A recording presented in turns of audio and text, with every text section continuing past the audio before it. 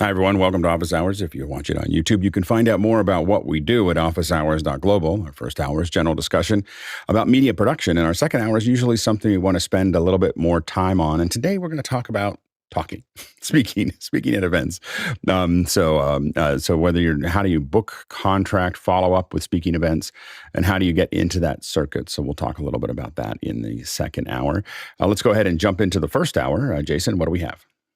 Mike Edwards in Fenwick Island, Delaware writes in, "Morning, everyone. I found it increasingly difficult on my Mac Silicon computers to find files, especially on external drives using Spotlight. What other drives or what other software does the panel recommend, or am I stuck on Fenwick Island with this one?" Jason? Okay, so you can rebuild Spotlight on any drive with a terminal. It is MD space util space -E, and then the volume name specifically, and that will rebuild. Keep in mind, it's going to take a little while, so you absolutely need to let it rebuild in its entirety. After that, I don't think you're going to have an issue, but Fenwick, I think, has an excellent alternative if you'd want it. Let's travel to Fenwick Island. Fenwick. You had no idea the reach I had, did you? So, Mike, I'm going to tell you, I search for files all the time, M1, Intel, whatever. It all works fine. But if you're on the island, on Coastal Highway, there's a great little pub. Tell them my name, you'll get a free drink out of it. Enjoy your stay. Fenwick likes to call it an island, but it's really a peninsula. Next question. It's still Fenwick, dude. Tlaloc Lopez Waterman in Phoenix, Arizona writes in the panel's opinion, who has the best video switching of the different NFL television presenters? Go, Jeffrey. First of all, I want to go to Fenwick Island and look at the Misfit toys. For me, I'm a fan of Fox. I think that they do a great job of switching on the game. And it's really all dependent on how they can switch. I mean, going into a different studio or stadium, and I know that they've already got all that mapped out, where they're going to put the cameras, things like that. Had a great discussion with somebody yesterday, because at the Packer game, the Sky Cam, I think that's what it's called, the overhead camera, was used in the first half, but it wasn't used in the second half. And he was noting, he was actually at the game, that it was a big distraction. And I'm thinking to myself, how do you keep? And I know the cameras can't get away from that Sky Cam. It's got to stay in the shot until it's not in the shot. So there's a lot of factors that go from stadium to stadium. But my biggest thing with the shots with Fox versus CBS is CBS's cameras always looked just a little washed out, in my opinion. And that's the one reason, that and the fact that, I'm in the wrong market for those games that are played on CBS most of the time. I actually, at a Green Bay game, sat next to the folks who ran the Skycam, and it's kind of an amazing thing to watch them do their thing, because the one person's managing the pan tilt zoom head, and the other one's managing the position of and the two of them have to do everything. It's like a dance between the two of them, and those operators travel together, because they really have to know each other to know exactly how to make all of those things work. It's really kind of an amazing setup. I think that it's a little unfair to say this, because it really has to do with money. Like, who has the most money has the best event, switching and so on and so forth, and the best graphics, best audio. I know there's another one on audio, but they all kind of live into the same in the same world there. I think that Thursday Night Football is probably the best run game coverage right now. Sunday night is the next best coverage. And both of them have a lot more money. They're primetime games, but they have really good teams, and the graphics, the support, the playback, everything seems to be better. I think that the rest of the Sunday games fall after that. Then the college games, the primetime college games on Saturday, and then at the very bottom is Monday Night Football, which has just used to be the high point of most of these things, and is just the worst possible coverage of a game. It's like a penalty against the teams. So it's just that they just spend no money on that at all, it feels like. So the only one that I picked out yesterday that seemed particularly bad was the Dolphin game. The Dolphin game was overexposed almost the entire game. And I just couldn't. I kept on going back to other games. Like, is it my monitor? It's not. It wasn't. Like the Dolphins, their shirts were blown out the entire game. Like it was just a very odd thing to be off on. Like it felt like they just decided, well, it's their fault for having white shirts. We're just going to blow them out because it just was blown out the entire game. So anyway, it was just I thought that was a really interesting problem. Next question. Jeremy Horn in the San Francisco Bay Area used the QR code at askofficehours.com, and he wrote in, has anyone tried to plug a USB-C AVIO into the iPhone 15? Nigel. Yes, I have, but I haven't got it to work yet, but I'm not finished doing it. When you plugged it in, it said it was a speaker. So it recognized it as a speaker, but I haven't made it work yet, but I'm not finished the process. Is that an AVIO input or output? It's a two-way USB one. Interesting. So that's why it worked. I have to tell you, you have to take the phone out of the case because that doesn't work.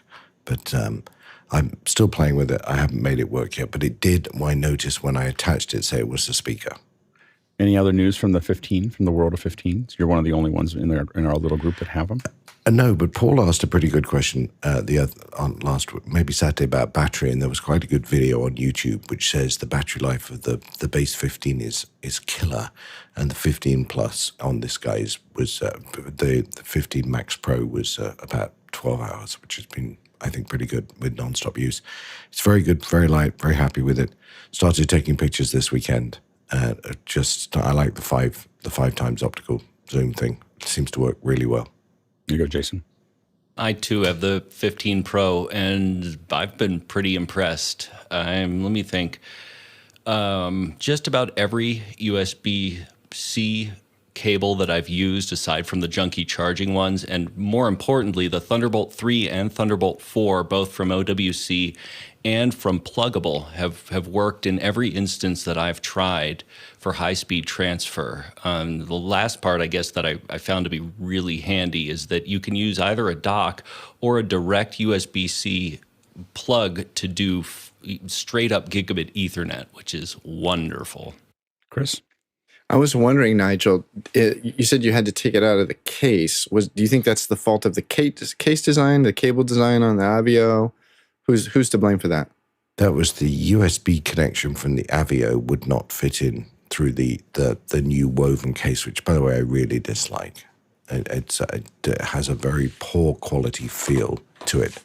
Having spent all this money on a phone, I don't want to feel a poor quality case, and that's how that feels. I don't want you to have a poor quality feeling with your case either. Well, thank you. I came here for the counseling, and I got it. It's woven out of old pop bottles, you know. No charge. Exactly. Next question. Alec Lopez Waterman in Phoenix, Arizona writes in the panel's opinion, who has the best sound mix of the different NFL station television presenters? So one thing I realized here is I don't know whether we were talking about the sound mix of the entire game, and same thing with the last one. I look back, I was like, did we mean just the presenters as far as their backgrounds, or mixing them into the show? And I wasn't sure exactly. I would probably, as far as overall quality, I think that the sound is pretty much the same as the video of how I would stack up these shows. The Thursday Night Football is probably the best, and then Sunday Night Football, and then it falls off pretty quickly after that, just because there's, again, a lot more money and focus on those two games than the other games. You'd think that Monday night would be one of those, but it is definitely not. Go ahead, Chris. Yeah, in the spirit of having nothing substantive to add to any of the questions this morning, I wanted to say that I watched about sound quality. I watched a whole video this morning about the sound quality in Teslas, and it's fascinating how much work they put into it. Anyway, football's good too, I guess. It's fascinating how much everyone put, like, there's a lot of things about cars that I was talking to someone that works on the handles at GM, and talking to someone about that, this is years ago, talking to someone about that, and I said, can you ever get it out of your head? He goes, no, every time I pull up a car handle, I feel it. I can feel the linkages. It's like going to work. I can feel the linkages, and I can feel whether it's smooth, and I can tell where they cut corners and where they where they save money and everything else. And I was like, I got to get that guy on a podcast sometime. It'd be really fun to have him ruin everybody's experience together. Years ago, I did a whole video about a company that made the mounts that the seats are mounted to that are mounted into the cars. All they did was chair mounts, seat mounts. It's crazy. The funny detail, and we'll move on back into a regularly scheduled program about seat mounts, is that the vans with seats are taxed differently in the United States than cargo vans.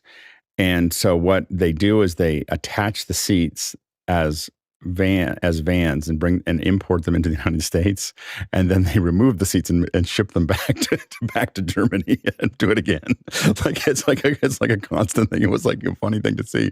But as long as the seats are there when they arrive, they don't get taxed the same way. It's a funny thing. Go ahead, Bill. So in terms of mixing for television, I think it must be a difficult task, and here's why. There's such now a range between full people who have 5.1 surround in their living rooms and want a full immersive experience with big bass and big crowd, and yet still have systems they can tune up to make sure that the center channel audio and the descriptions are clear. And you compare that to a lot of other people who are listening probably on portable radios, maybe even transistor radios. Somebody out in the field somewhere has only that. And trying to get a mix that works for both constituencies, I would imagine, is no small task. You don't have one target. You've got 40 targets that you're trying to, what about this class of listener? How do we mix to make it good for them as well? That must be a tough call. Go ahead, Nigel. I know nothing of this NFL stuff, but I did make the AVIO work. So I just had to fix Dante control. What did you change? I just had Dante control all set up, so I just patched it correctly, and it worked. Oh, so as soon as you patched the AVIO, it showed up as both a speaker and a... Yeah. So I was able to play music from my iPhone into my X32. I just need to fix the controller. But can you, if you have a mic on the Dante network, you can theoretically use that as the mic to talk into the phone? Oh, I didn't try that. Whether I could use the phone mic as a mic. Well, then maybe later. No, you want to get the X32 later. Into the phone is what he's saying. That's because we're right now the formal office hours testing protocol. Oh, you want an X32 into the phone? Yeah. Okay. All right. Give me some. Here's the reason for that is that, for the, idiotic apps that will not let you have external inputs into them. The way we've gotten around it, like for Clubhouse, is using the Dante to Bluetooth, and then it shows up as a Bluetooth headset inside of the iPhone, and so then I get this mic instead of my phone mic in a Clubhouse, and I will say, when you quote unquote bend the rules related to that, you dominate the Clubhouse conversation because everyone else got their little phones. And suddenly there you have a radio mic, and it's the most obvious, whack. You can see why they don't do it is they want to keep everybody on the same page. But I'm not interested in that. I would think the Bluetooth adapter worked fine though. So that it does, but it drops every once in a while. It stops working. So that's why I'd love to have a hardware connection to that, as opposed to. So it'd be great. What I'm really hoping is that Apple will allow us to basically, if Apple says the native phone is the native video is what's coming into the USB-C, and if it says the native mic is what's coming in over USB-C, it allows us as users to basically circumvent almost all controls that Instagram and others have put into their system, and there's nothing they can do about it because it's happening at the operating system. If Apple does the handshake and doesn't tell them what's happening, which I think is Apple's prerogative oftentimes. I mean, Apple doesn't have any reason to protect them. So we should just campaign for that so that Apple will tell them natively, now that we have USB-C, hey, this is the mic you get to use, or this is the camera you get to use. And then we get to, it allows us to whack them on the head. Go ahead, Chris. This is Alex fighting the fight that 10 people on the planet are interested in. Back to the football. But I just want to say, if Apple did this, it means that every influencer will want to have an iPhone or iPad because it allows them to look way better. It's not a minor. I know it may seem like a very minor little detail, but if Apple did this, it would mean that every influencer uses an iOS device instead of Android because they can, and then Android would do it, and then basically it would erase that ability to do it. And it's a big it actually is a big part of their business plan. And Apple could force, and Apple is no friend of Instagram, so Apple could easily really dig into something that they think is important, that Instagram thinks is important. Go ahead, Chris. Winning over the influencer market. So back to the football and audio thing. I literally just last night had this discussion with one of my brothers about, he's like, how come movies sound so bad on my TV? And I said, well, it's probably the TV taking a 5.1 signal and trying to decode it into stereo, because he will, like most people, the vast majority of people are just going to turn on their TV and watch on their TV speakers. That is the bell curve of what people are actually doing. And I think I talked about the sort of tech bubble that we in this group live in. And we have to remember that the vast majority of people are not going to experience media the way we do. And we have to think about that. And I really think that the television industry has done themselves a disservice in not being better at detecting what speakers are actually being used and decoding the audio properly, so that you're not sitting there watching on stereo speakers, listening to just the left and the right of an LCR or a 5.1, where now you have no center channel dialogue to cut through, and you're only listening to the left and the right. And it's really, we're in a really bad place because so many people are dissatisfied with what they're listening to. I wish they could fix it. I don't think it's a little, though. I think that it is doing a mix down to the stereo. Like, it's not doing it well. TV is. It's not doing it well. No. The mix is that way. Like it's not like, when it's not mixing down the same way, because it's just splitting the center channel to the right and left. It's not. It's not the well. The mix. The vast majority of people complain about this, though. I know, but that is a choice. That is a creative choice by the people making the content. It's not the TVs that are having trouble. It is a creative choice by people making the content to blend the dialogue back further into the scene so that it doesn't stick out, so that it's part of the experience. When you talk to them, that's what they talk about. Is they want it to be part. They want everything to matter, not just the dialogue. And we can disagree, and I disagree. I think that the big advantage of having 5.1 is that I have independent control over that center channel, and I can just bring it up.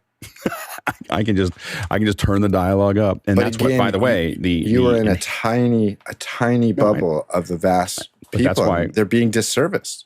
That's why Amazon and others are adding the dialogue enhancing. So there's an enhanced dialogue. What that does is it increases it increases the volume of the center channel before it splits it to the right and left. So enhanced dialogue is just taking that center channel and pushing it up, because everything is done in 5.1 at this point, at least 5.1 or Atmos or whatever. So they generally have the dialogue sitting isolated from almost everything else in the center channel. And so they can just push that channel up. Of course, creatives hate the idea that you could change what they did, but it's their own fault for doing what they're doing. Which is, my wife and daughter will not. I can listen to it. I can go either way oftentimes with dialogue, but they will not watch a show without captions at this point. Like they're not even trying to play anymore.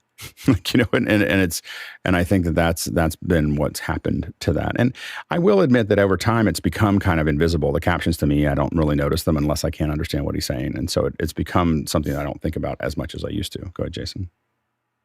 This just in, I just plugged in the iPhone to Dante, and I was able to get it into just now an open discussion. And out of. Okay. This has nothing to do with the NFL. Okay, we have to stop going backwards. So I know we started doing that. Just post another question that says, "Hey, I figured this out." We'll come back to it rather than a few more things about Fenwick Island now. No, it's a peninsula. It's a peninsula. All right, next question.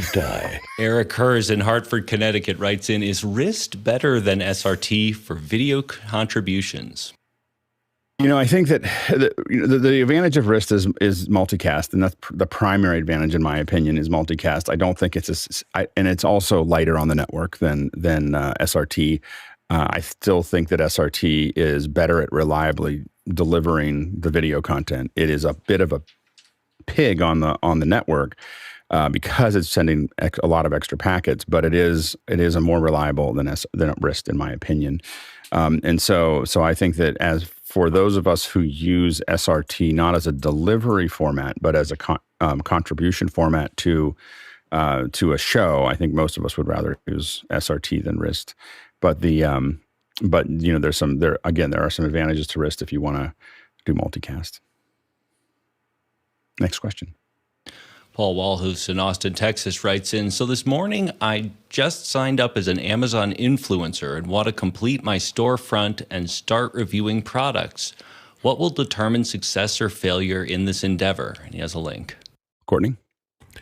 Well, I think you're going to have to pick a topic. You're currently, if we look at your link here, Austin Spring, I'm not sure what you'd be reviewing. The weather, the river? I'm not sure. So pick an area of products to concentrate on. Maybe microphones, because you seem to have a lot of I was going to say that. But and once you develop a following, if you develop a YouTube channel with, and I've noticed this on YouTube over the last couple of years, is the crazier the thumbnail to bring you to a YouTube channel, the more traffic you're going to get. The more traffic you're going to get, you can point it to your Amazon influencer website. So I'm not sure how you put the cart before the horse. I'm sure Jeffrey has better advice than I do, because I'm not an influencer. I just, watch those who are. Jeffrey? Yeah, I have been an influencer since, I was an affiliate for many years, and then I was part of their beta program when they started the influencer program. So I've been doing this for over 3 years now. There are many different things that you have to take into account. The first thing is this is not YouTube.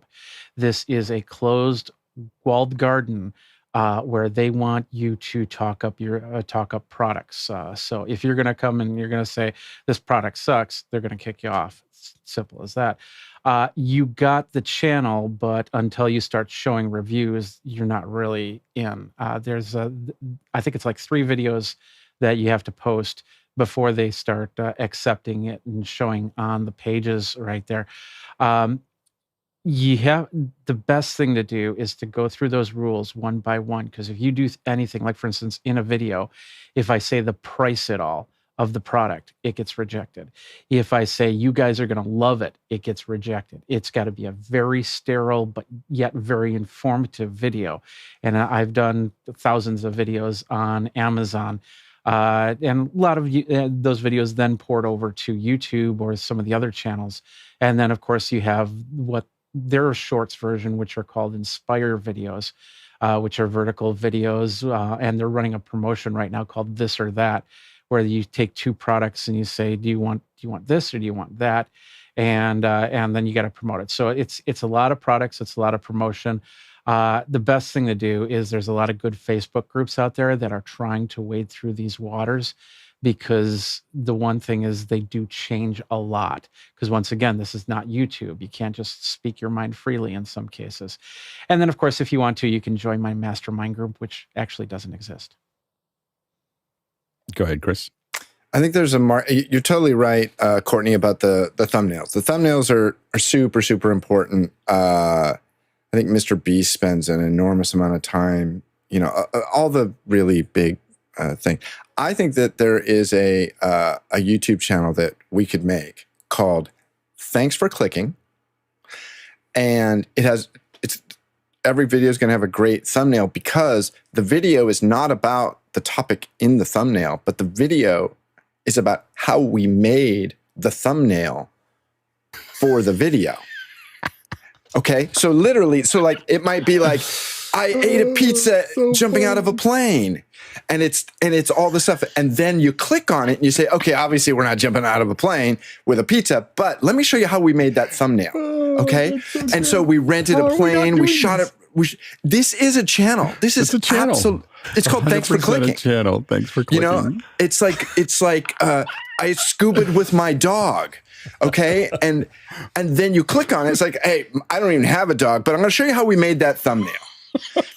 And you bring in experts. Network. You have guest network. Listen. You have guest photographers come in. Hey, we got Peter McKinnon to come in and take this photo for thanks for clicking this week. And here we got this dog and we put a bubble and just like, thanks for clicking. This is absolutely a channel and we could be killing with this. Let's do it. All right. I'm in. I got Ping me it. afterwards. We'll do it. Am I wrong? I mean, Here's this is the worst good, part. right? It's going to do way better than any channel I've ever worked on. It'll have like a quarter Put million. office hours to shame. I in like know. 30 Well, it's going to put seconds. every other thing. It's going to be like you're going to have like a million. We're going to be influencers of thumbnails. Thanks for clicking. Okay. Can somebody register that?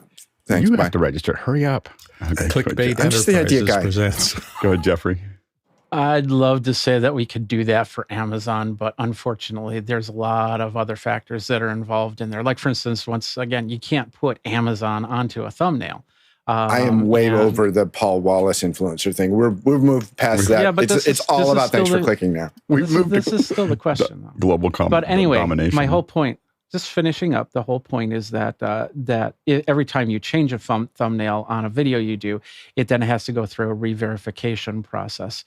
And every second that it's down, you don't get any money off of it. So you've got to be very picky. And I suppose you could go up to YouTube and put your video up on YouTube and do all the thumbnail A/B tests from there and then choose the best one. But the real question is, does that port over from YouTube to Amazon and work? Yeah. I'm really excited about the thanks for clicking. All right. Next question. John Preto in Las Vegas, Nevada writes in, I rewatched the Neuralink presentation from 8 months back. It was intriguing to see their work with influence in their interface into the visual cortex. Thoughts? Go, John. So they actually did an interface with a monkey where they did an interface into the visual cortex directly with a camera. And right now they only have 64 channels going into the brain, but they've got a roadmap up to 32,000, and so that people that have been blind their entire life will be able to see again. It's absolutely spectacular. So when we can get rid of our eyes and our ears, which are very poor bandpass filters, it's going to be great. Who wants to be a Borg? Go ahead, Courtney. Yeah, I think the monkey demonstration was reading the visual cortex to determine position, using the monkey's eyesight, who was a sighted monkey, to position things on the screen. But just think, if you use the Neuralink to input images into the brain for those that are blind, it would be great. But if he ties it into his AI, it's going to hallucinate for you. They'll actually get real-time hallucinations, and every now and then it's going to play a Tesla commercial. So, Chris, can you hear us? I was curious what kind of monkey. I don't know what kind of monkey. And is John Preto trying to be an It was a AI macaque. influencer? Macaque. Go ahead, Bill. So the novel that I'm doing for audiobooks that I just finished and it's in final stages talks about this a lot. And the author did a really good job. In his conceit, it's people changing to a new virtual reality football watching things. The old football teams are going away, replaced by this fancy thing. But they're doing retinal implants that literally surgically go into your eyes if you want the whole experience from that. Let me just say, it does not go well. So a lot of the authors who are thinking about the future are playing with these ideas of how much good versus how much not so good comes out of neural implants into people as this technology evolves. It's an interesting field for discussion. Really good book. I'm really enjoying that. There's been a lot of things with people on the front. You know what they say? Again, I've said it many times. If you're one step ahead, you're a leader. If you're two steps ahead, you're a martyr. And I think volunteering for this right now might be two steps ahead. We were really excited about the idea that we could X-ray people's feet. This is 50 years ago or 60 years ago or whatever. We could X-ray people's feet to figure out what size shoe they should wear. So they were X-raying all the time until people started getting a lot of cancer. So a lot of times when we first try these things, they may not work as well as we expected them to. So I would proceed with caution. Go ahead, next question. David Brady in New York, writes in, what methods are there to determine out what class of USB-C might be in your EDC kit? Are there any utilities to test and certify? Jeffrey? There is hardware and software that's available for these types of tests. If you go to Amazon, you can get the very cheap ones. The one that I like the most is the one from Pluggable, because of course I trust Pluggable devices more than some of these other ones that have no-name brands. You can get there's a pretty expensive oscilloscope that does a lot of testing with USB-C cables. Then you have to read it. You have to read all the waveforms and understand how it goes. But then the easiest way, if you're doing data, the best thing to do is just plug it into a hard drive, plug it in the computer, download the OWC software, and see what the data's pass-through rates are. And remember, it's also going to be the device that you're on, that you're testing, the computer that you're on, and the cable in between. Good. About that bad mouse click. The one I don't use one for doing data for checking. I don't know if it does data throughput, but power monitoring for whether or not the USB-C can provide 12 volts, 3 volts. This shows you current. It has. It's really tiny. I keep one of these in my kit. It has a charting oscillograph. Basically, it shows you a graph of the current consumption over a period of time, and it records it. And it's handy. It'll tell you whether the item that you're plugging in to charge is charging, and the amount of current that it's consuming charging, and whether or not it's smart or not to flip it up to higher current charging, that kind of stuff. But I don't think it meters the data throughput, if that's what you're looking for. Yeah, I have a drive, an NVMe drive that I know will go to, I know it'll go up over a gig, and I don't know about 2 gigs, which is the upper end of the 3.2, I believe. And what I have to admit, what I do is I plug that drive into a known cable into my computer, and I run a speed, just Blackmagic's disk speed, ensure that it's doing that. Now, if it runs the drive, it means it's carrying power, and if it runs then I'm doing a data test of a known cable. So I say that's the number I'm looking for of 3.2 cable. And then I start testing the cables, and I start like deciding whether they are whether they can go that speed. And I mark them with electrical tape. So I have little colors of electrical tape that tell me what they are. This is why the USB-C, why it was so hilarious that the EU would require USB-C, because they've burned into a format that is just chaos. Like, it's just complete chaos. And it just shows you how, politicians are digital children. Anyway, a quick reminder that you can ask questions anytime during the hour, but right now is good. And you can see this little QR code here. And you can use that QR code. You go to askofficehours.com and go ahead and throw your questions in. We'll look at the moderator page. We'll bring them in as we go. So go ahead and ask the questions there. Or, of course, if you're in McConaugheys, go ahead and ask them in McConaugheys. Remember to vote on the questions if you're in McConaugheys, so that we know which ones you'd like us to ask next. Let's go to the next question. Paul Walhus in Austin, Texas writes, in the 146th day Writers Guild of America strike since May 2nd may be over. Will SAG-AFTRA follow suit? He includes a link. Courtney?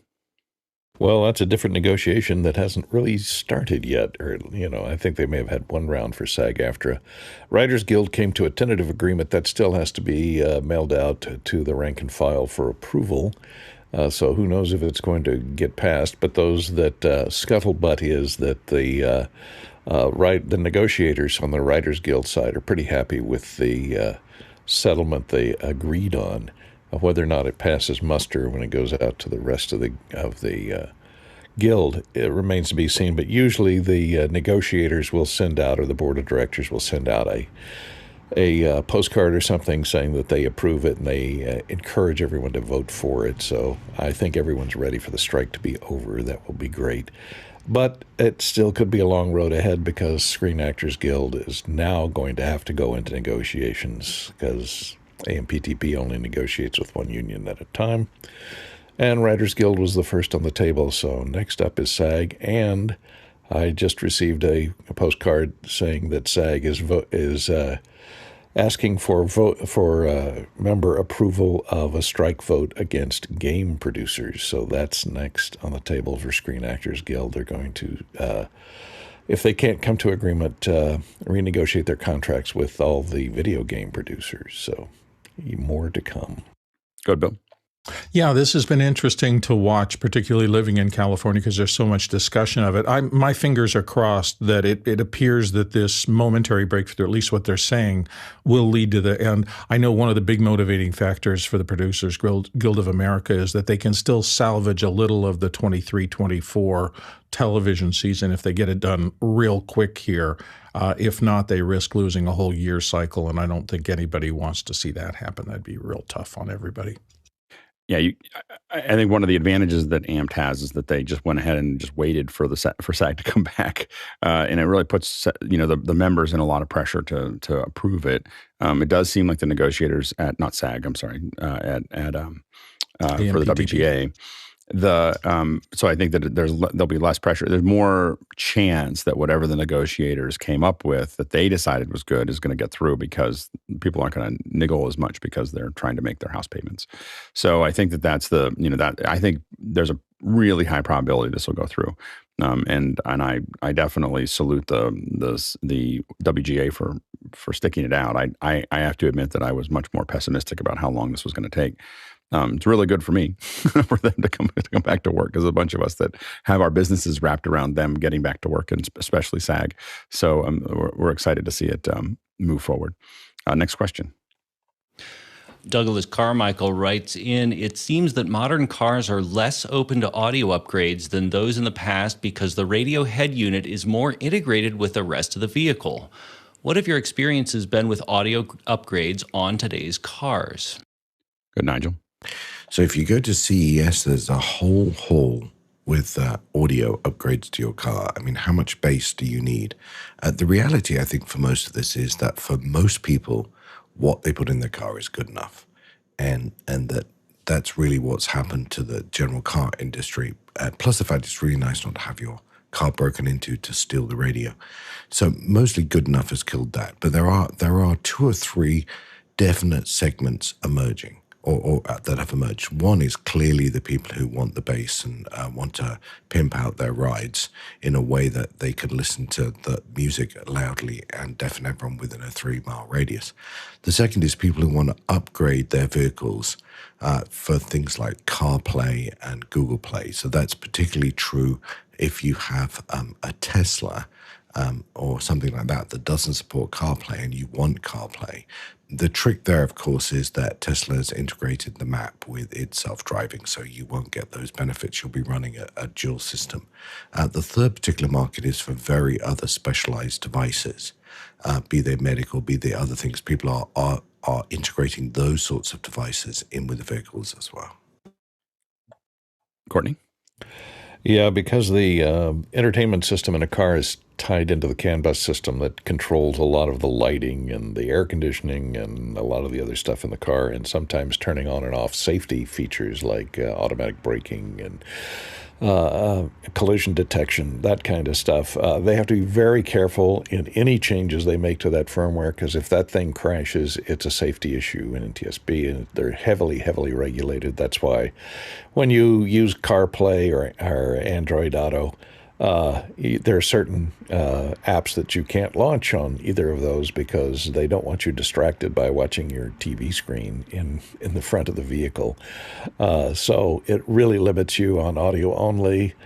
And so it's doubtful that an over-the-air update will happen very frequently. That's because they have to go through so much safety testing to make sure it's bulletproof before they send it out. And sending it out over the cellular network, which those things are connected to, can be dicey. And if it bricks the processor because it's got a bad transmission, you go under a bridge or something while you're doing an update, that would be very bad. Good, Jeffrey. So I did also read this in the way of that if you're not talking about car stereo, but about the sensors inside the car. Either way, in 2016, the auto industry adopted a set of standards that would allow you to do anything with your car to make changes that were possible. Like, for instance, we talked about this a few weeks ago, a company called Comma, which I interviewed at CES, that could actually replace even a Tesla's internal driving system with their own driving system. Excuse me. it's very possible. Then, like I said, there's a set of standards that have to be followed on there. Can it be hacked? Absolutely can be hacked, but it's also not that difficult to change out. Go ahead, Chris. You know, we don't live in the 60s and 70s anymore where the audio systems in cars were horrible. They're actually quite good now. And so like Nigel said, the need to upgrade is not like it used to be. I would, however, recommend that you use the same logic in purchasing an automobile as we do when we buy our phones and our laptops, because the thing you're going to buy is likely not going to get upgraded. So, you know, go for it. I will say, when I bought my truck a couple years ago, I bought the best sound system that they had. And I don't necessarily listen to music a lot, but it was very satisfying. About a month ago, I was in the truck with my wife, and she was in a music mood. And there was a song. I always give the cable to my stepdaughter, sits in the back, and she DJs the drive to wherever we're going. And a song came up, and my wife reached over and turned the volume knob up. And there was this moment of glee. She was like, "Oh my goodness, that sounds good." And I was like, "Yeah, I paid for that." Yeah, I think that generally I agree that generally the average car audio has just gotten a lot better. You know, that generally it fits into that realm of that good enough has gotten better. The reason we were tweaking everything is because what was going out for a long time was not close to good enough. Yeah. It was completely awful. And I think that became a competitive element for many cars. And as a result, that was it. Making a good audio system in the grand scheme of things in a car is a relatively cheap upgrade to increase the perceived production value of the car. In fact, if you don't have a great engine, the stereo is even more important, especially the ability to get loud. You can just drown out the engine noise. Go ahead, Jason. Yeah, and if you have a terrible exhaust system, let me tell you, that's what those the CES installations with those subwoofers are for. Yeah, I don't know what else to say that hasn't already been said. Ditto for most things. It is kind of fun, though. I'm getting ready to swap out the stereo in my car. It's interesting timing for this over the next couple of weeks, and I have an old Caravan, and it's just tuned in, so I'm just ripping it out, but trying to choose between all the different options. You could do so much with tuned in, Alex. It is exactly incredible. No, it's like I was like amazed at all the different things that I could do. So that's what's held me up, is that there are so many options with ones that are that old. Go to Chris. I will say, to wrap this up, the 17-speaker Harman Kardon system in the Dodge Ram trucks is pretty good. Next question. Mike Beardmore in Belford, UK writes in, has Office Hours discussed myleo.com photo organizing tool? I search on OH.global without any hits. Good, Bill. I had not heard of it before this morning. I took a quick look at it, and I'll show you the splash page, and I'll tell you the one thing that concerns me. It's not a big concern, but whenever I see how they popped out for free, it reminds me of the old adage, if you can't tell how they're making their money, you are the product. So I don't know exactly what the back end of this is doing. I kind of looked around through some of the things, and it has plans, so maybe it's not really for free. Maybe it's one of those things that's linked to a different kind of revenue model, but that always makes me feel a little less than, look, if you've got a good program, tell me what the price is, because I'm going to judge it to be worth what you're charging me. If you're trying to sneak me into it saying, you don't have to pay anything for this, that's not a very good business model. So that there's a back end somewhere. So I just look down that path and see whether or not the tools that they provide for organization and cropping and all the rest of the things for your photos connect to that, or whether they're doing something like heavily promoting packages of prints or whatever it is. Good, Courtney. Yeah, before the age of generative AI, I would have thought, well, this might be okay if they use my email address or something, if they harvest my personal information for marketing purposes. But nowadays, if they're harvesting all of your images that you send up to the cloud, read the fine print in the end-user license agreement, because that's where you'll find all the little gotchas in there about the rights to use the images that are online, because they could be training their AI off of your images, and who knows, you're going to see some Mid-Journey supermodel pictures with your face on them. Yeah, I think that I think the biggest problem is that there's relatively good photo organizing apps on both Windows and Mac that just come with the operating system. I know Photos on the Apple side is incredibly good. There's just so many features tied into that thing that unless the only place that you really would go from after photos is, I really want to do tweaking, I want Lightroom. But to me, there's Lightroom and Photos. And I have to admit, I don't even go to Lightroom. I just do everything in Photos. I'll go out to Photoshop or do something if I have to deliver something. But in general, everything I do is just in Photos. Chris? Can't hear you, Chris. I literally just discovered the other day in Photos on the iPhone, I think it might be a 17 feature, but possibly not, that when you go into the edit mode, there's a little beep, beep, little ellipsis up there, and you can click on that, and it pops up other photo editing apps that you have on your phone.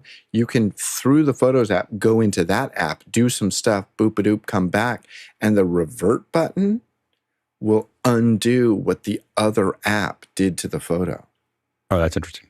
So you can get back to the original photo if you decide, I got to start over. Depends on which photo app you're dealing with, but yeah, you can. I did one called Quick, which I use to put text over things sometimes on the phone, just for fun.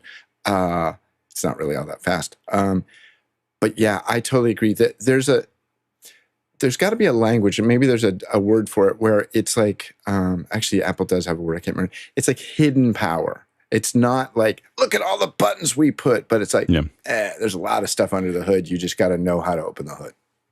Yeah. I'm doing another demo of, a little demo for USDZ, on Keynote, and then I'm going to go into Pages. But the one thing that I realized, there's all these little things that I do all the time. And as I was trying to figure out how I was going to describe them in the video, I just realized how elegant a lot of the stuff in Keynote is. It doesn't have so many tools that it gets confusing, but it has tools that no one knows that are there. And people don't use them very well. Like I'm using this thing about talking about how to do a Bezier curve from a curve to identify something. And I'm like, you got to pull this down, you got to pull the Bezier arm directly down and this one directly over, and it'll produce a better curve. And there's these little things these little fine tuning, the whole thing is mostly about USDZ, but I want to try to tour people through some of the other details that the app has. And it's, but I think that was I've been trying, what I've gotten very clear is how good Apple is at hiding things. It's just, there's a button, there's so many, again, in Keynote, there are so many things about how you group what comes out when and how it comes out and when it comes out and everything else. But if you you barely see that in the manual, and there's almost no coverage of it, and that Apple does that all the time. The Final Cut team refers to this as progressive disclosure, I think. Is that right, Bill? Progressive disclosure. Yeah, that's the term they've been using. At the surface, it looks like very simple, but all of a sudden it's like, look at, wow. And all of a sudden I can also do that. I can also do that. I can also, wow. Exactly. Yeah. Go ahead, Courtney. Yeah, one thing I didn't mention is that I use Google Photos because it's cross-platform. I've got both platforms, and I don't have any iPhones, but I do have Macs and PCs, and it's great because it takes the photos, every photo that I take on my phone automatically then is available on all the other PCs instantly without me telling it. It stores it in the Google Drive. And it gives me access, cross-platform, works with Linux, Mac, PCs, iOS, Android, and it's also great. You have the Google search engine, which is extremely powerful for searching through photos and organizing. You can have it, search for, give me all the pictures of my kids, and it'll know what your kids look like, and where they go to school, and what time they get off. Anyway, it does have an extensive search and visual analysis capabilities for searching for things within pictures. Go ahead, Bill.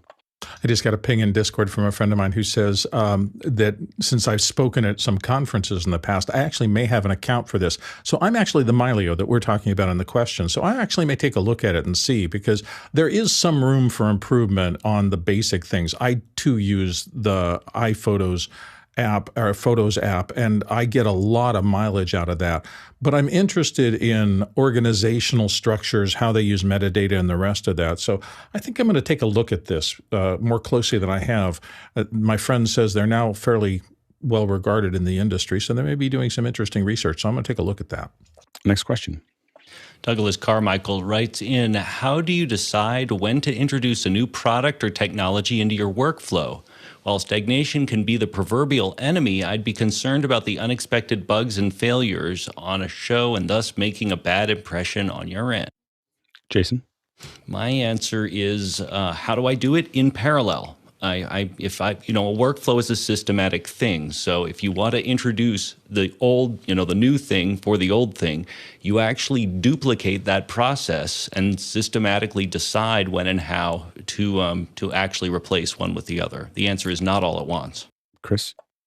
I'd love to hear what Alex has to say about this, but I'll tell you that I know that I take a little bit of my time, whether I do it per week or per day, depending on how busy I am, and I'm always playing. I always want to look over that fence, like what is coming up next. And every once in a while, I'll come across something like, for example, when the Black Magic camera phone app thing, I spent like half the day messing with that. And then I made a little tutorial and I shared it with the people in our office and said, this is something that we should be thinking about. This is a potential workflow. I'm not saying I want to change it today, but we should all kind of have that in our, Rolodex of ideas and know that, oh, actually, wait, there was that thing Fenwick mentioned a couple months ago. This might solve that problem. So you kind of want to be doing it away from your main job, but always be looking for that next thing. Bill? Yeah. I just lost my train of thought. Sorry about that. I was reading something over here. All I was going to say is that I tend to do things for free for other people to test things. That's what I do. Like office hours is a giant lab, for a lot of us to figure things out. But I think that I often do, like we've done things where we've covered soccer games and I've gone down and covered, and usually what I'm doing is experimenting with a new pipeline, like what we're doing we haven't been asking for sponsors, for instance, for the conference coverage, because we're experimenting with a whole bunch of different technologies and a whole bunch of different things, and I don't want to be accountable for it. I just want to figure it out. And so I like to live in this kind of freewheeling area for a while, and then usually I lock in and start providing it as a service, and that's been really successful for me. I mean, sometimes it takes years to develop. I started thinking about HDR years before we were asked for it. So we started doing little tests in the afternoons and figuring stuff out and failing and trying to figure things out and failing. And next thing you know, because we were talking about it and showing little examples to clients of, oh, look at this cool thing that we're playing with. We got invited into those conversations. We got to start working on those productions. And before I know it, I was doing a lot of work in that area. And so that, a lot of times you want to be thinking about that tank track of what's out there and just kind of slowly playing with it. But I don't try to insert it into my things that I want to get to. I don't try to insert into today's work. Usually, oftentimes I'm experimenting with things that won't be useful for a year or years. Next question. Phil Ross in Northern Ireland writes in, I see on Amazon you can get rid of RJ45 to XLR cables.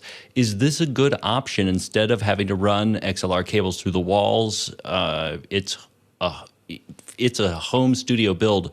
I'm looking to use a number of SM7Bs, so I was unsure if it would handle them. And this is Phil Ross from Northern Ireland. Go ahead, Jeffrey. Yeah, so there's a couple things to consider when you're doing RJ45 to XLR cables. The first one is you got to want to make sure that this is not a DMX cable, that insert that you're getting on Amazon, because they'll have the 4-pin DMX, they'll have the 3-pin DMX, and then of course they'll have regular audio XLR to RJ45. You need to go single cable. You can't plug it into a router. You can't do anything like that, or else it just doesn't work. They have the same types of boxes for HDMI cables as well, and those are usually powered. These are mostly passive. You can also get up to 4 plug snakes, because, of course, in a Cat5 cable, Cat6 cable, there's 8 wires, and of course the grounded shield. So you can utilize those. The best thing to do is, if you are going to run, you want to get Cat6 or better cabling. You want to get something that's well shielded, or else your audio is going to leak through, and you're going to have a whole ton of problems. And then some of these devices also make you buy what's called an XLR cat cable. So it looks like an XLR can, but you look inside and there's a little cat plug right in there. So if you're going to buy them, those are the things that you have to watch out for. Good, Courtney.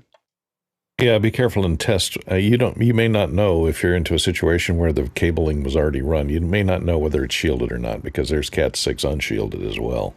And if it's not shielded, you're going to run into a lot of problems because a lot of times they'll run that stuff through the same conduit as the AC power runs. And if it's not shielded, it's going to pick up hum, especially if you're running mic level signals.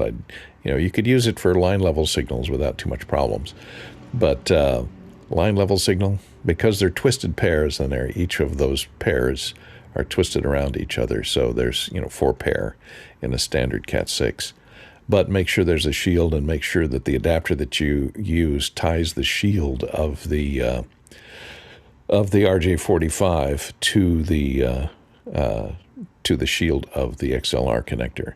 And also, if you just happen to have these Cat 6 receptacles in every room of the house, make sure they're not tied into some router somewhere, because then if somebody plugs in a video feed or thinking it's an internet connection, a LAN feed, it's going to really mess up your audio because, like Jeffrey said, these are for point-to-point extensions where you're using that cable to just get the audio from one location to another, so it's not distributed, it doesn't run into a router, and it's not connected to any LAN or local area network type of switch anywhere.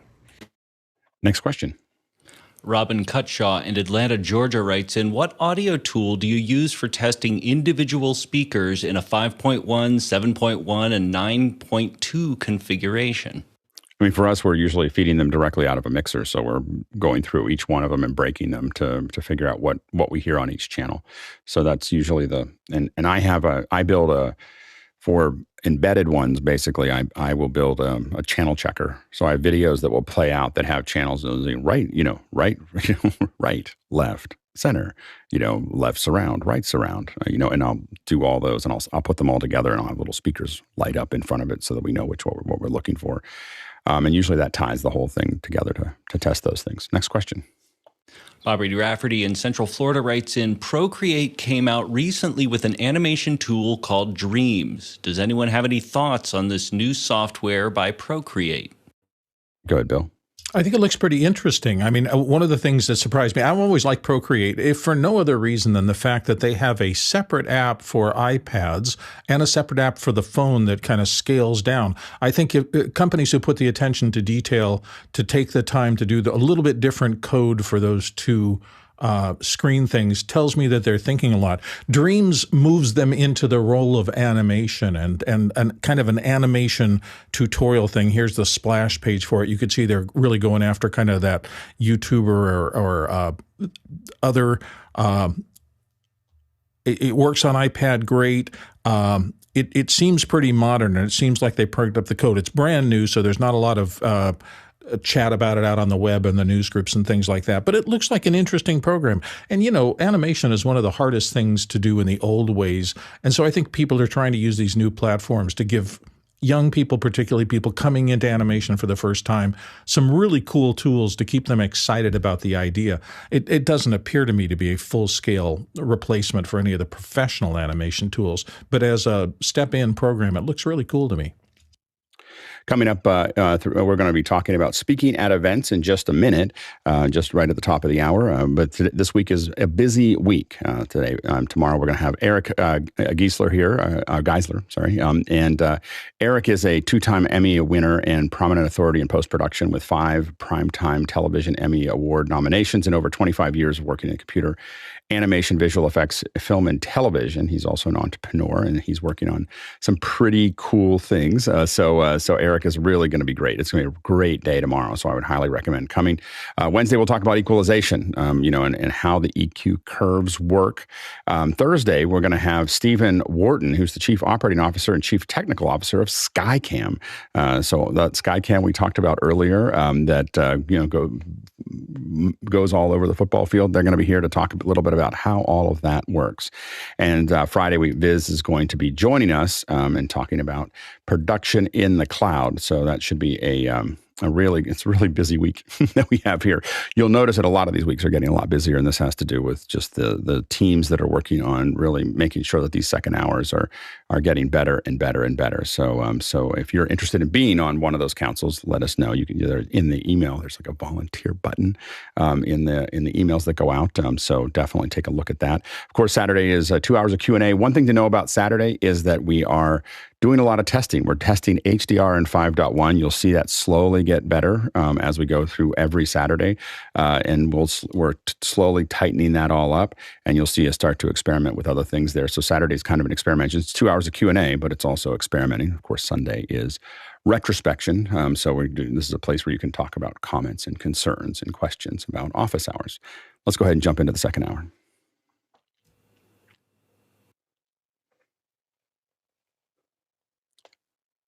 Welcome back to the second hour, and it's good to have everybody here. We are going to be talking about speaking at events. And one of the reasons that we wanted to bring this up and have this as part of the discussion is really that it is a really great way to build connection with other people. So I will admit this is a tool that I have used for the last 30 years, is that when in doubt, go speak in front of people. And now I will admit for me, it has to do with the fact that I know this will sound crazy because I'm on shows all the time, but I'm a little bit of an introvert. I'm actually not that. I have good coping skills, but I'm not particularly left to my own devices. Most days I don't even make it to the pool. I'm in my house. I'm often in my room.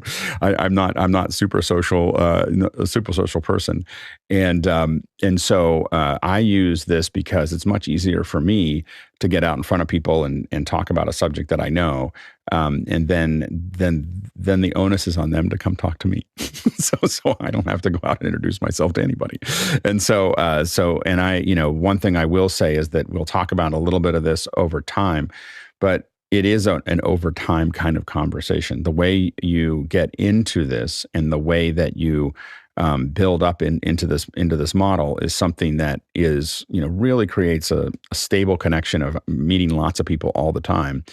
But it takes time. This is what I will consider a farming conversation, not a hunting and gathering conversation. So most people, when they think of networking, they're really thinking about, they're in a hunting and gathering mentality. I'm going to go and I'm going to hand out cards and I'm going to go to network, little mixers, and I'm going to do all that stuff. That's a hunting and gathering mentality. And it's everybody starts with a hunting and gathering mentality, but civilizations are built on farming. And so the thing is that if you want to build something that's stable and you want to build something that is going to keep on growing and keep on providing opportunity, you have to think about things in long curves. You have to think about how do you promote yourself and how do you, and really when I say promote yourself, it's how do you connect to other people. Promoting yourself is I know it gets exciting, we're influencers and all this other stuff, but I think that it is important to really think about building that ecosystem of connections around you. And one of the key ways to do that is to speak in front of other people. And you can see one way that we do this here is, this panel that we have here that people jump into. And by sharing what we know, we're using our knowledge as currency to connect with other people. And, and I think that that's really important. I'll keep on coming back to this every week, is that, a lot of people think of their knowledge as an asset, like it's something that to hold on to. And really knowledge is your connections with people are assets. Your knowledge is a currency. And what you want to do is build that connection with the currency of, I know something, because nowadays knowing something is more, every day it becomes more and more momentary that you'll know this thing and no one else will, because the speed at which knowledge is moving around is so much higher. You want to take advantage of it in the same way that, you want to provide a service immediately. Like I'm going to put out a whole bunch of stuff about USDZ in the different platforms. Why? Because I've been thinking about it for a long time.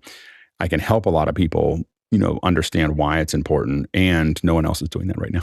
So 3 months from now, there'll be lots of videos out there and there'll be lots of things out there, but you want to try to figure out how do you provide that service. And sometimes it's evergreen. I mean, I talk about certain things all the time. I have set builds of how a visual effects shot gets done, or how to do green screen, or how to do these other things. The main thing that I do as I get started, how I got started, was really writing articles and showing up at user group meetings. So I would show up at user group meetings in Denver, Colorado. That's where I really first started doing computer graphics. And there was a pre-press things. So I would come up and do Photoshop tricks. And I would do little things that I figured out how to do in Quark. And I had figured them out last week. Like I'll show something and sometimes I will figure them out. I did a talk on camera mapping, or what ILM used to call make sticky. And I had not fully figured it out until about an hour before I spoke at NAB about it. And I got super high ratings, and everyone said that this was one of the best talks of their post production. But it was, and it was a little bit of a hair raiser. I decided to never do that again.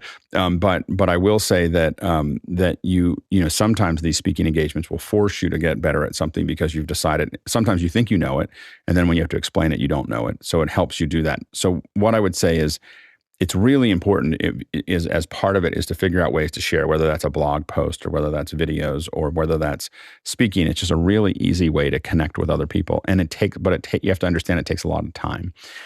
It's something that, or not a lot of time all at one time, but it takes a little bit of time all the time to do this connection with other people and finding ways to get connected to people. And now I'll hand it off to. We have almost everybody in the panel has something to say now. Go ahead, Jason. Probably because a lot of us have done this for a long time, and it's a lot of fun. And you covered a whole bunch of it. My immediate thought, this harkens back. I think it was 2014. I did this talk at NAB. And by the way, for those who are thinking, oh, that's an illegal shot of the Las Vegas Strip. No, it wasn't. It wasn't when we actually did the presentation because that's how long ago it was. The drone laws hadn't really caught up. But there is something to be said for presenting things in a way that are not, I am the expert, and instead, taking your audience by the hand and saying, let me show you this insanely cool thing that I figured out. And doing it through that arena, like to choose that lane, the lane of, that which I can't explain, I don't understand, has kind of been the bellwether, I guess, of many, many, many years of being a consultant. It's one of these things where, yes, it takes practice, and no, it's not just a lack of stage fright, something I was genetically born without. But it is more than that. It is figuring out how to hold 300 hands at the same time and share something with someone that allows you to connect to them. Good, Chris. Yeah, I was going to say, and I don't know that I know that the way we do this, there's no arc to this revelation of information. But one thing that I would like to say about speaking publicly is, contrary to most people's understanding of rehearsal, you probably can't rehearse too much. A lot of people like to say, I like to be a little off the cuff. I don't want to over-rehearse. I don't think you can over-rehearse. Over-rehearse. Right? And so there, I will say this, that there is an arc of performance where when you first start, you're fumbling, you can't turn your laptop on, you can't share the screen properly, whatever it is. There's a million things that can go wrong. And then you get a little better, and then you get through all your content. You're probably going to have some slides. I know Alex hates slides, but everybody's got some slides. And so you're going to I'm going to modify this. And then you're like, okay, I think I got it. At the point where you say, okay, I think I got it, you're just starting. And what you want to do is you want to get to the point where you rehearse, you sound rehearsed, you sound smooth, and there's a downside of that hill where you're totally rehearsed, you're totally smooth, and you're completely comfortable. And you know exactly where you are, and yet you can make it sound like it's off the cuff. You can make it sound like it's natural. You can make it sound like it's fluid, but you're over this cresting hill of rehearsal, and you're on that down, and the people that are there, they don't even seem like they're working. They're just up in front of a group of people talking. And so that's one thing I'd like to leave this conversation with right here at the beginning, is you can't over-rehearse. Yeah, and what I will say is you have to get to, for me, I have to get to where I know it. So I know it. I know what it is, because my presentations look very different than most people's presentations. They look a lot more like this show than most people's presentations, in the sense that I get up. The first thing I say at almost every event is, "Hey, I'm not very good at talking. I'm really good at answering questions. So just start raising your hand in the middle. Like, don't wait until the end. If I say something you don't understand, just raise your hand." And what happens is my presentations have a thread. Like, I'm going to get from here to here, but they just go all over the place, and they respond to the audience, to that process of what they need to hear, or what they need to leave with. Go ahead, Bill. So I spent about 10 years working for and with the National Speakers Association. I was a camera operator in the back in my early days, in my early 30s. And I had some of the best public speakers in the world come through, and I learned so much from them. So props for the people who went in to study how to speak and spent years doing it. And some of them had amazing careers being excellent public speakers. One of the things that I learned out of that is that you get through the curve where you're no longer worried about what you're doing, and you're worried about what the audience is learning. And when you can make that switch over from, this is what I have to do, let me make sure I have my notes, let me make sure my information is correct, which is important to do, no question. But if you get that down so you can switch over going to, are they getting the message? And I'll never forget, I had one circumstance where it was one of my biggest audiences when I started doing touring lectures for Video Maker magazine when I was a contributing editor there, about the fourth or fifth one. It was a pretty big conference, and I think I had maybe 200 people in front of me. And I was just popping along, and I thought, I'm getting pretty good at this, and I'm fine. And then the first question, a lady raised her hand and said, "I'm sorry, I'm brand new to this. What is," and then she gave me a term like HDMI, something that I expected everybody to understand, but she reminded me that she didn't understand it. And so one of the pieces that those professional speakers had given me that I had ignored at my peril was understand your audience, and that maybe a little bit of taking the first couple of minutes, go, how many people have been in this for a long time? How many people are brand new to it? So you understand the level of the audience, and you can tune your presentation to make sure that you don't do what I had done to her, which is presume more than my audience had at that particular audience. And I didn't do a good job of bringing it to their level. And that's exactly gets back to why I try to open up for questions all the time, because it allows me to error correct. I'm allowed to close the distance from where I'm coming from to where they actually are. Go ahead, Courtney.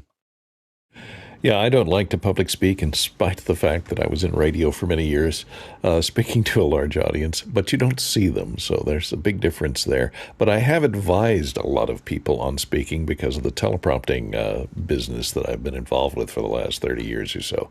So I advise people on how to use a teleprompter properly in a live speaking engagement, how to look between the two. In presidential style prompting, there's a certain talent to do it, so it looks like you're not reading. You're going from one to the other without looking like you're at a tennis match, looking from one prompter to the other.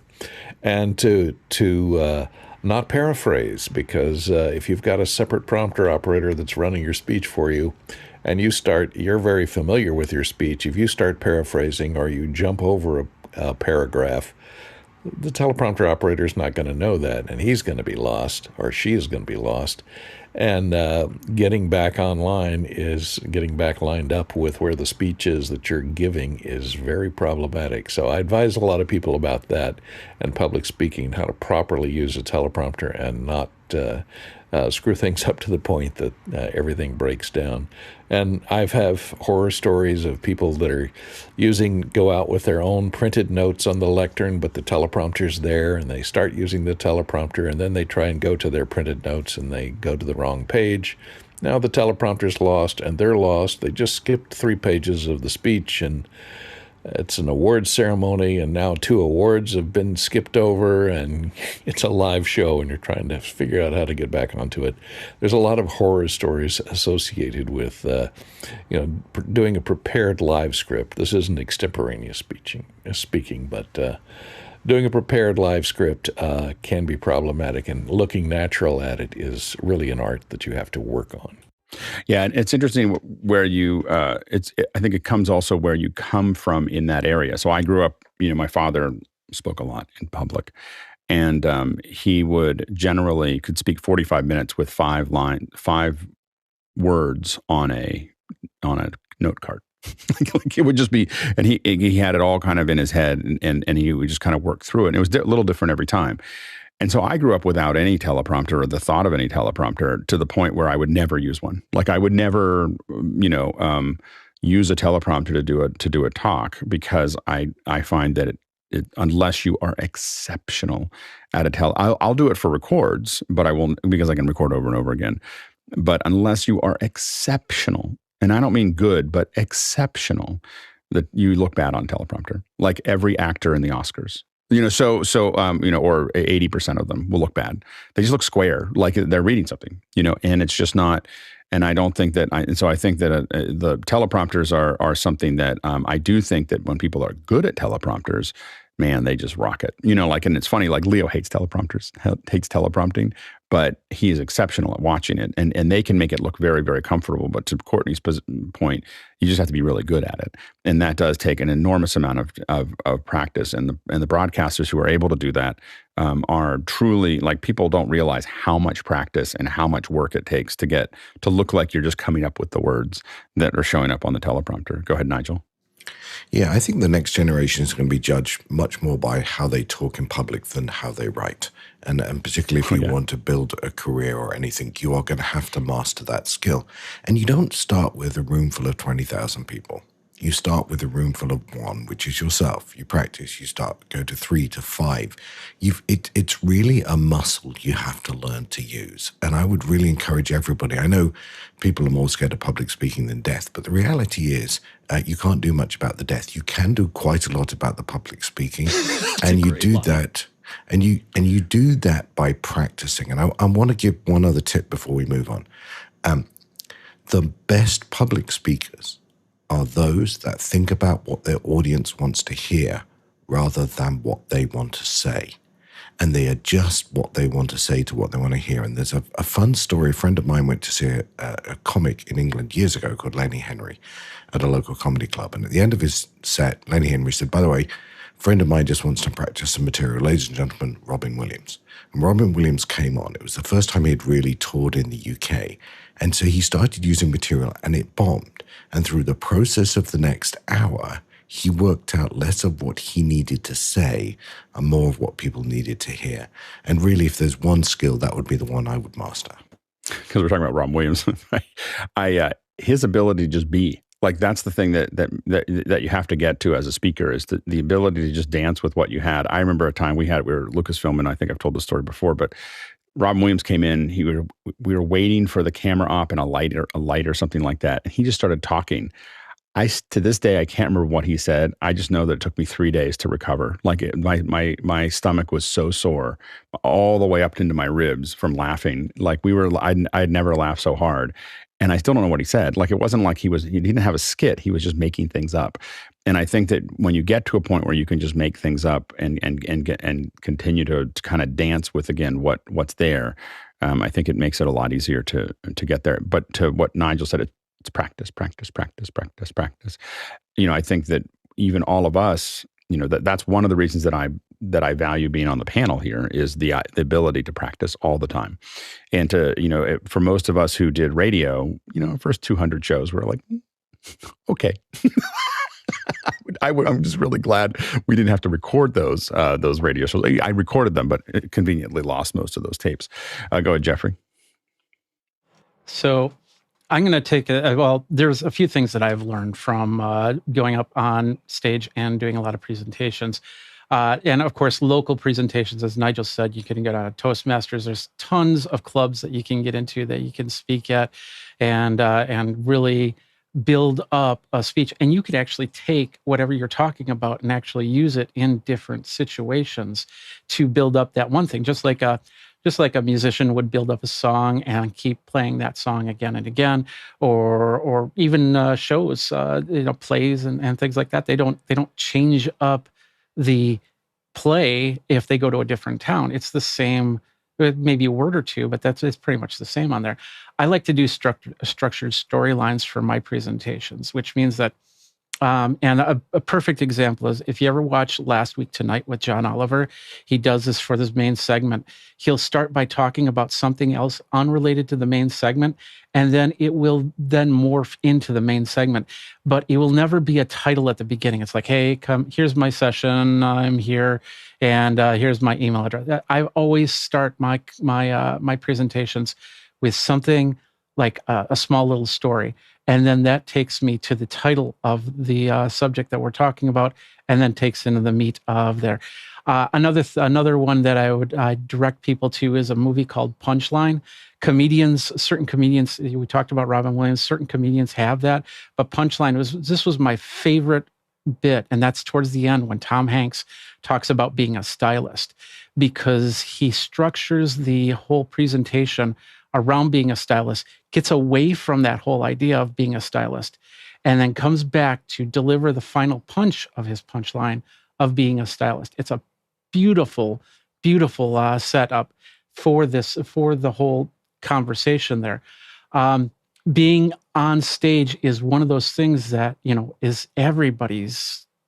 The level of nervousness comes up. Your pacing changes, the way you speak changes, the movement around stage changes, and it's very important that these are things that you do have to work on in other ways. Like, for instance, I've always told people to get a metronome, and when you're speaking, have that metronome clicking back and forth at a certain pace, and try and follow that pace when you're talking, so you don't start to rush everything out and all of a sudden nobody's understanding anything. Being able to pick out somebody in the audience, even if it's just like you see somebody laugh and you go, yeah, you got that, didn't you? Yeah, perfect. To bring the audience in and to give them little breaks. So if you've got an hour-long presentation, having like 1 minute of just brain dumps so they can kind of catch up to what you're saying is a very important thing, because then they'll feel like they're still on track instead of starting to look at their phones or leave for another event or anything like that.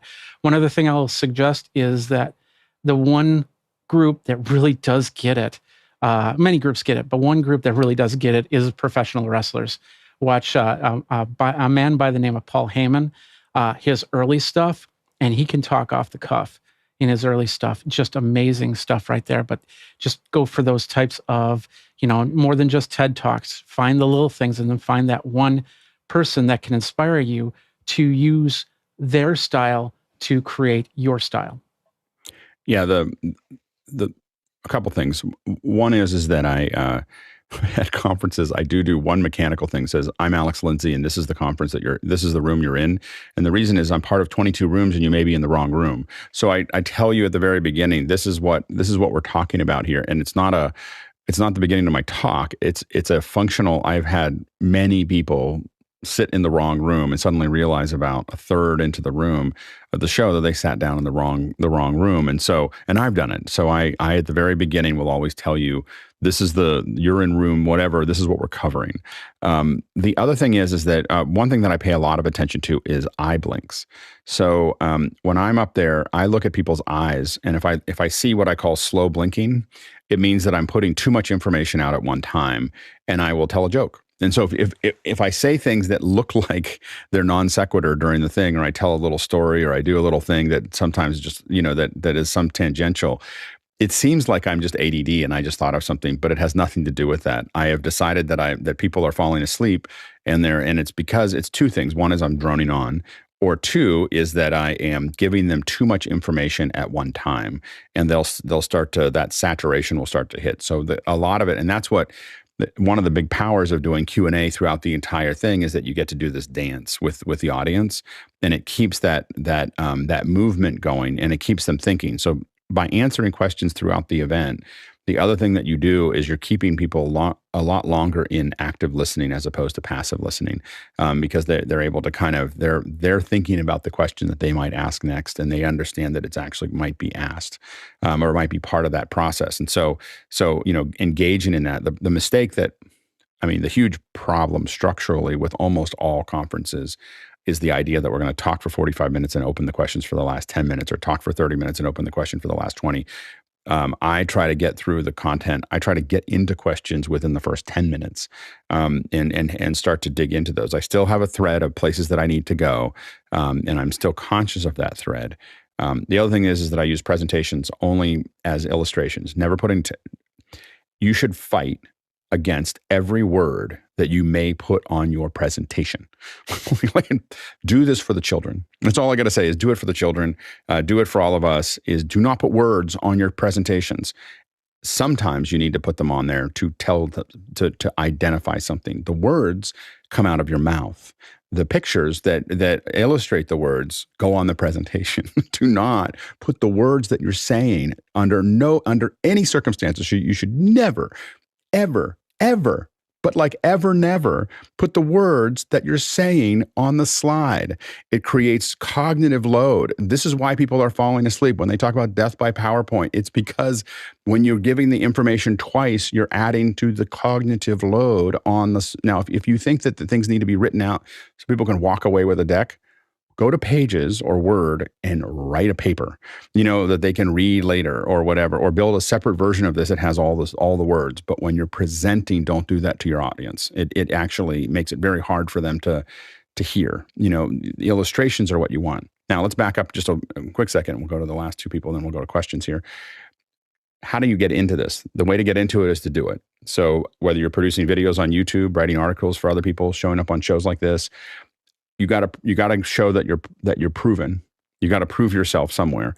You can go to user groups. Think about things that you could talk about. So find your local user groups and say, I can talk about this thing. I've got this thing that I can do. Keep it small.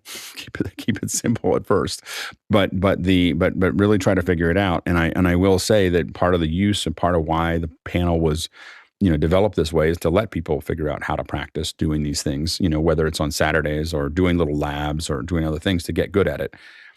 A really hard thing to do that you should do as you get started is to film yourself. Have somebody, one of your friends or somebody else, sit there with a camera and film it and be willing to watch it. And it'll be like listening to your own voice the first time. You'll feel horrible watching it. I still feel horrible if I watch my own videos. But the thing is that you have to see all your idiosyncrasies and all the things that you're doing over and over again. The weird thing that you do with your hand, how many times you say, how many times you do this, how many times, and it's brutal. It is a brutal thing to do, but it's really, really important if you actually want to get good at this. Some of the basic things of getting into this is that look for they're looking for speakers all the time. So if you think you are an expert at something, make sure you're an expert.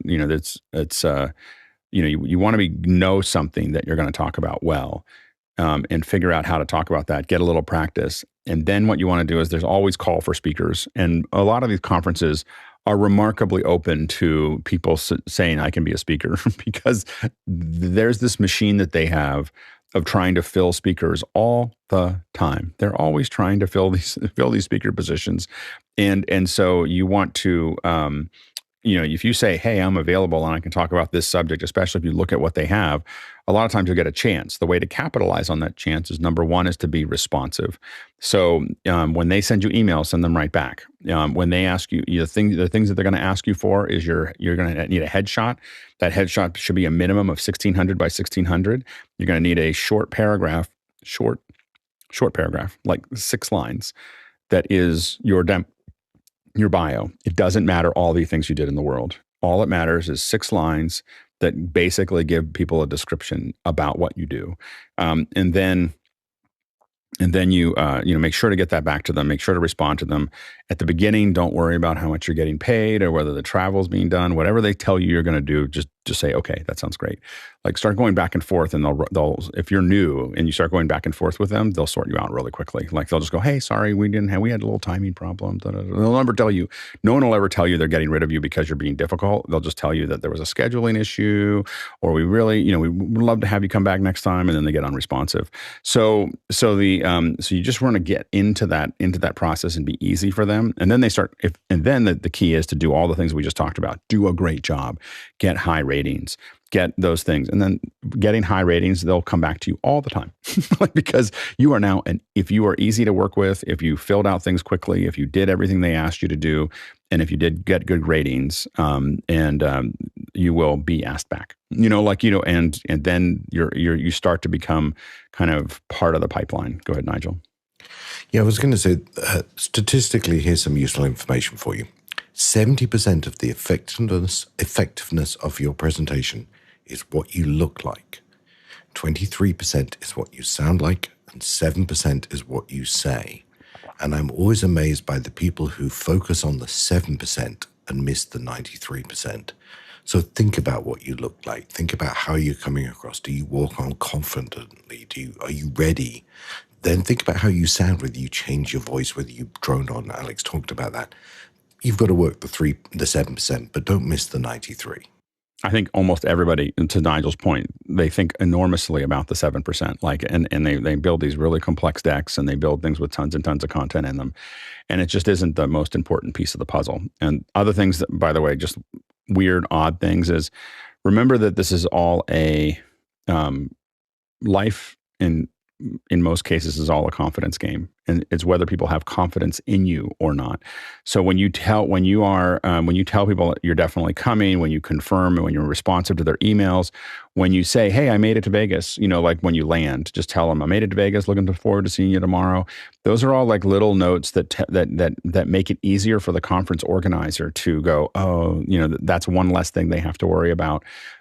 When they tell you to show up at 10:45, be there at 10:45. In fact, be there just a little bit earlier than that, watching in the background for the whole thing to close up so that you can walk up there and do it. Because when you wait until 5 minutes before you're late, it puts stress on them. They're now worried that no one's going to show up for this thing, and you're now creating stress for them, which means they're always going to want to eliminate stress. And again, if you're a low stress, if you come always ready to go, you put on a good show, everything's connected. The other thing, these are all the little things. These are the weird little things. Keep connectors, lots of connectors. Like you need to be able to get out to the projector in like a whole bunch of different ways. I have a full-on decimator, MDHX or HXMD or MDHX or whatever in my bag. I can get out to anything I need to get out to because I just don't trust because you have to know that the stuff that's going to be in the room is going to be I can't say that word. Anyway, it's going to be bad. Go ahead, Bill. So much good information here. I mean, this is the reality of showing up at a conference. I had one where I had to do 10 lectures over the course of 2 days, and then they threw a 11th one in there that I know nothing about, and it was a crazy thing because they didn't tell me about it until an hour before somebody else hadn't showed up. That was probably the sweatiest lecture I've ever gone through.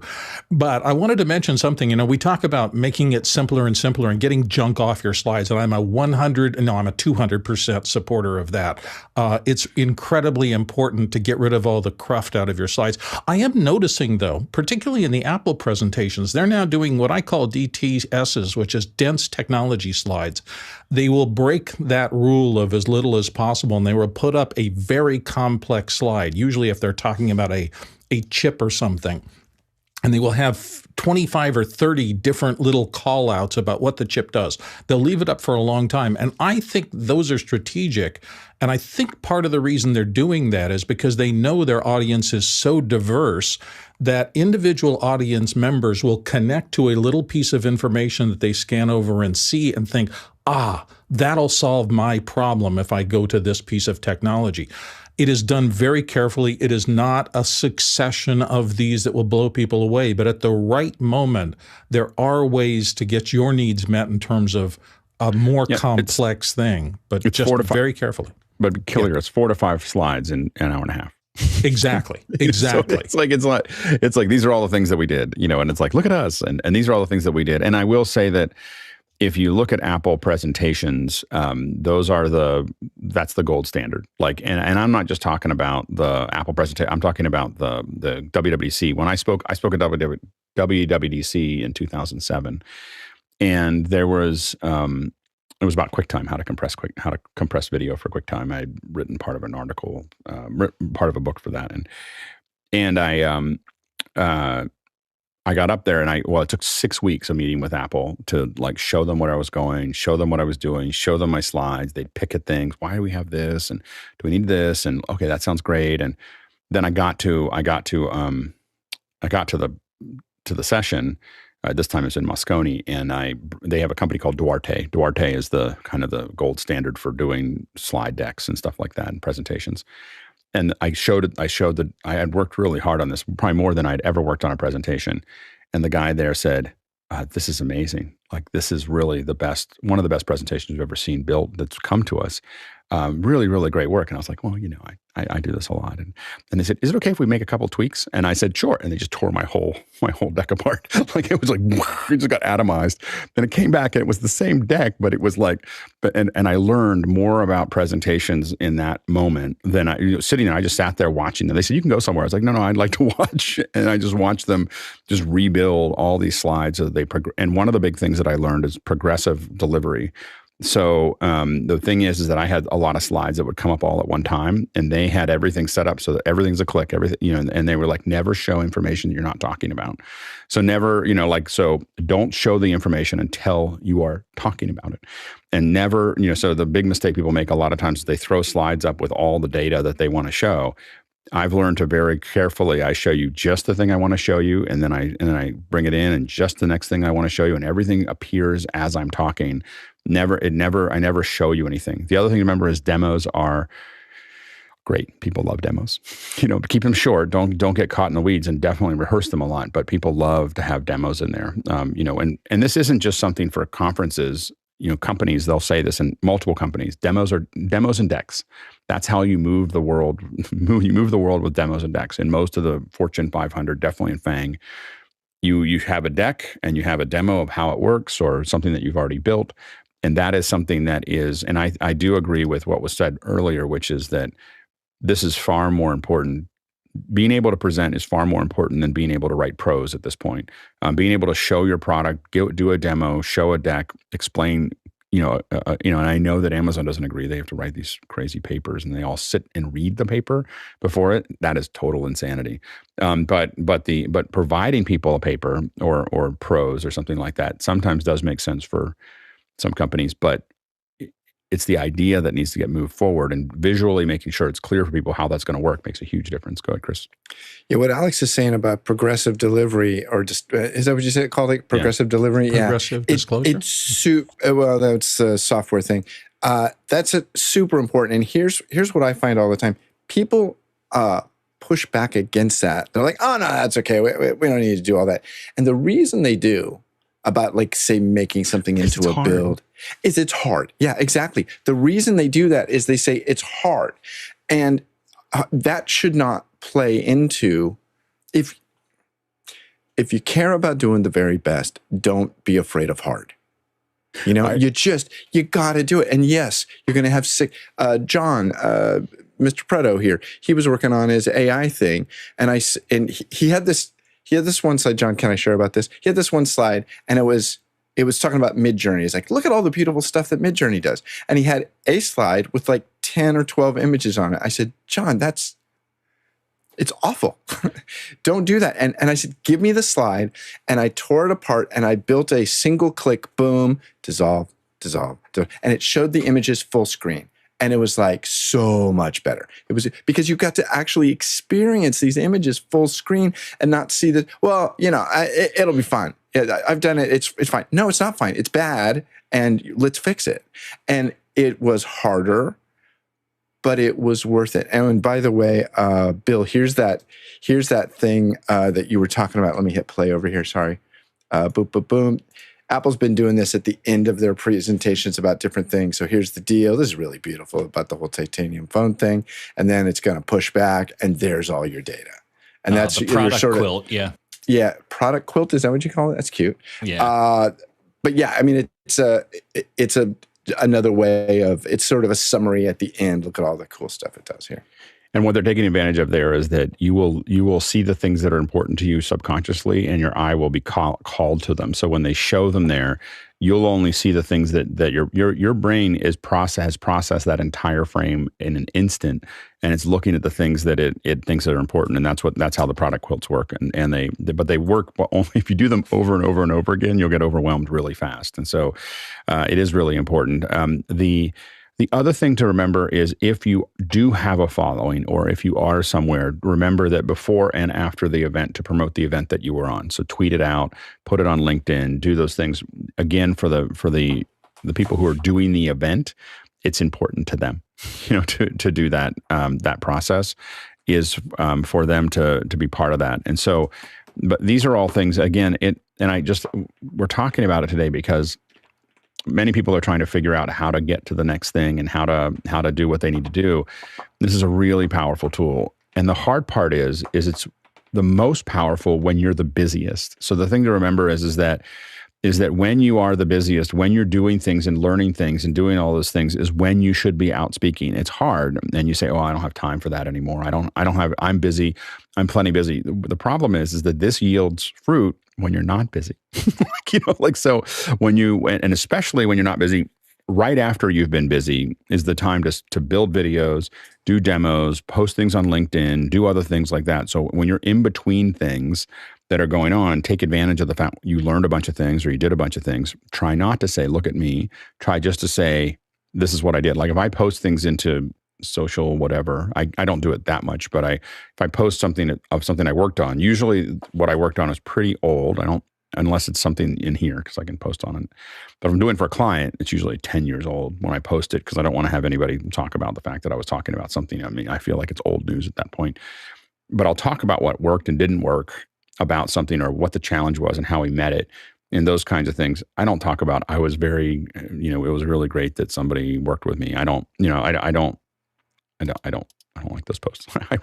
I step over them really fast in LinkedIn. But what I am interested in is when someone posts like, this is a challenge that we had and this is what we solved in this program. And that's something that's really interesting. And the more you get yourself out of the way, the more interesting it is. Yeah, go ahead, Jason. Alex knocked loose something in my brain from years ago. I was just in one of these insane times where I'm seeing 3 clients a day, which if you're doing that in person is an insane workload, and was asked just kind of extemporaneously to talk to I think it was an association of wedding photographers about something like digital asset management or cybersecurity. To be honest, I don't even remember it. And it was, half-hour talk, completely, I remember it as being extemporaneous. And, really the odd part about these things is that you end up getting a cluster of people afterwards. It's the questions that happen afterwards that are kind of the great stuff. And a woman came up and said, I've just started my business. I am a single photographer. Thank you so much because I didn't even know what I didn't know. And, you'll be hearing from me. And you hear this as a tech guy a lot. 7 years later, she comes back to me. I kid you not, 7 years later, and was probably my entire book of business for like 2 weeks. It was a big project because she had truly remembered everything that I'd said, or at least enough to remember my name. And so, yeah, when you are busiest, take this stuff seriously. Let's go to the next question. Jesse Mills in the San Francisco Bay Area writes in, why do we see many public speakers creating answers not based on real experiences, facts, or real data? Isn't it okay to not be an expert on everything? No. Go, Nigel. No. Yeah. So this is a question requires context. If you're speaking to a bunch of brain surgeons, I suggest you don't talk about being a brain surgeon unless you happen to be one. But in this context, you could talk about what it might be like to you if you had had brain surgery. So try and think about the audience, think what they want to hear, keep it in context. People make stuff up because they get asked questions and they don't remember the answer. So they approximate to it. 73% of the world think everything is upside down or something. And they're trying to make a point and they're trying to get a thought across and they think it's okay to give a rough statistic. We live in a world of Google and searchability. Be careful. If you want to do that, say, hey, I read a survey, there was this study, I don't remember the exact numbers, but this was the point it was trying to make. Focus on the point it's trying to make. And whatever you do, please don't use jokes that you haven't made up, that you've heard somebody else use. I remember there was about a 10-year place where I heard the same speaker make the same joke as if it was an original joke, and it really was disastrous by the end. Humor is really hard to do. And being funny about something that you observe is one thing. Telling a joke it works about 5% of the time. But what I will say is that I'm very fine And I think part of it is I feel comfortable that I've done enough of this that if I don't know it, I don't feel like I have to prove anything. So I just say, I don't know. I don't know what the answer is to that. Or I don't have I don't have any certainty here, but and I'll set up, I don't have any certainty, but I think that this might be blah, blah, blah, blah, blah, or this is where I would look for it. But I don't feel like I have to make anything up anymore. But I think that maybe I did in the early days. Go ahead, Courtney. Yeah, I think it's very tough if you're brought in as to speak on a specific subject that you're supposed to be an expert on, is to, somebody asks questions that you don't really know the answer to. You're going to probably make up an answer or give your best approximation of an answer, but you got to realize that there's a lot of people out there that can be looking up that answer on their phones at the same time to check you out. And the other problem is if you're going to research a subject before, if you're not an expert on it, don't get siloed, because there's a lot of information out there. And, if you do searches on something and you get involved with some conspiracy theory website or something that doesn't have a lot of truthful information on it, and then the algorithms start serving you up other websites with the same misinformation on it. It's very difficult to know the truth these days, or accurate information a lot of times. And with ChatGPT making up hallucinating facts and events on its own, you can't depend on that anymore to do factual research. So do careful research across a broad platform before you try and speak on a subject. And if you are not quite as knowledgeable in an area, try and be on a panel like this where there are knowledgeable people that can give their correct opinions, and you can refer to them for an answer instead of trying to make one up yourself. If you're alone on the dais there and trying to be an expert, you can get in trouble. Next question.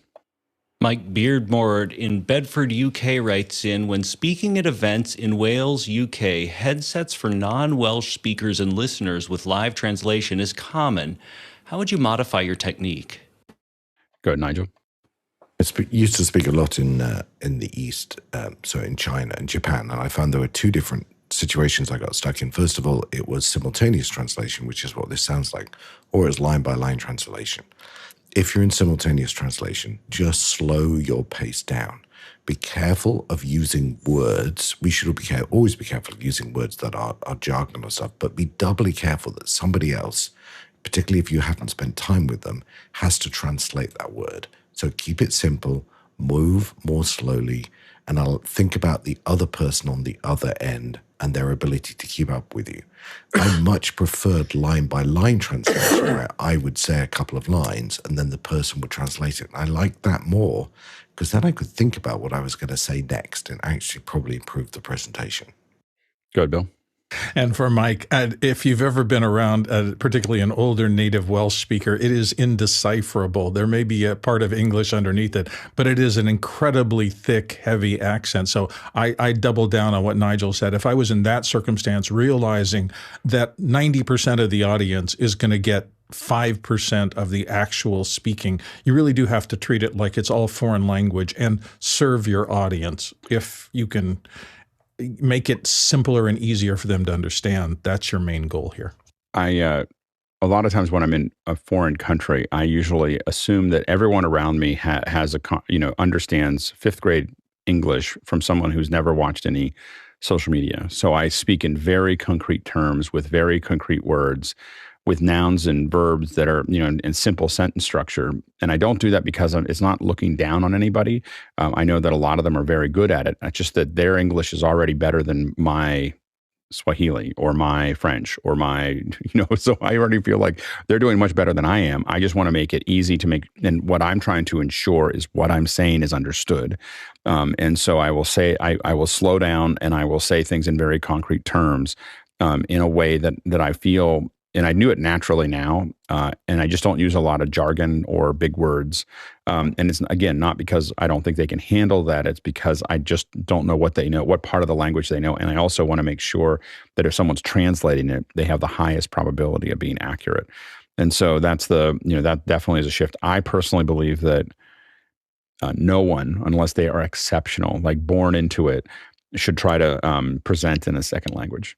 Like, I know that sounds crazy. I think that, companies that do big presentations and everything else with lots of speakers with as a second language makes it really hard to listen to.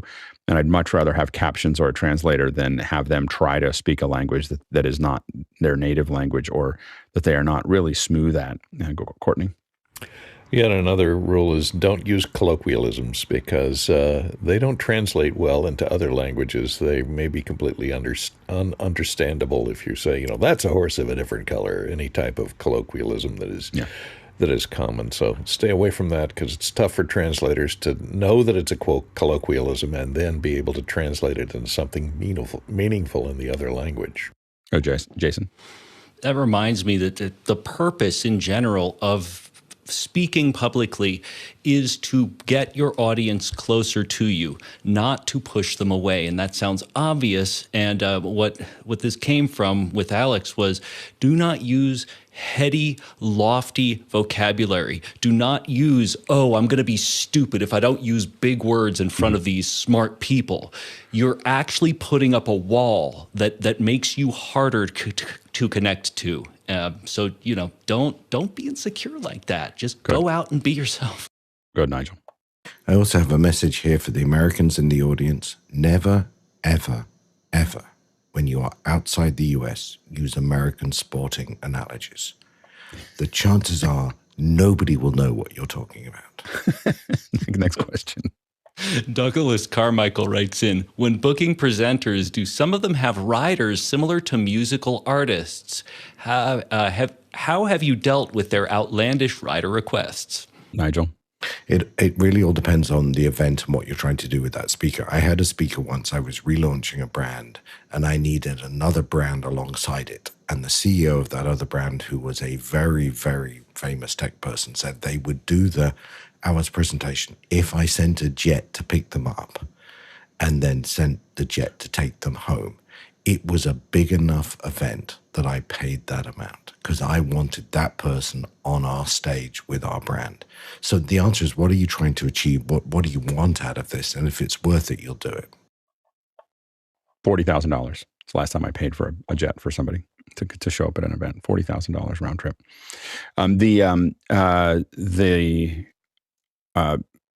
Since we're talking about getting started, the number one thing is not have a rider when you get started. The people that we're talking about do this all the time. You're probably paying them $10,000, $20,000, $30,000, $100,000 to show up or more. They have riders. You don't have riders. So people, like, what you want to ask for is, what do you have? And try to be as flexible as you can as you get started on this little path and not be difficult. Next question.